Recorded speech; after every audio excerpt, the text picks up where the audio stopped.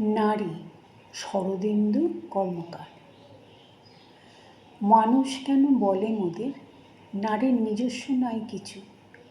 আমি তো দেখি জগৎ চলে নারীর পিছু পিছু। বাপের ঘরে লক্ষ্মী আমি, স্বামীর ঘরে অন্নপূর্ণা, ছেলের ঘরে জননী আমি, আমি ছাড়া সংসার অসম্পূর্ণা। আমার থেকেও আপন করতে আর কি কেউ পারে? বাপের ঘরকে ছেড়ে এসো পরকে বাঁধি ঘরে।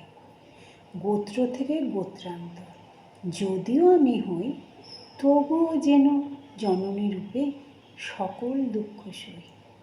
ভারত মাতা সেও নারী, নারী জগৎধাত্রী। নারী হলো এ জগতের সবার জন্মদাত্রী।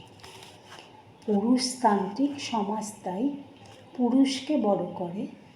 মনে রেখো সেই পুরুষকেই নারী গর্বে ধারণ করে। মহাকাল আমার পদতলে শায়িত চিরকাল। আমি ছাড়া এ জগৎ সংসার সবই হবে অচল।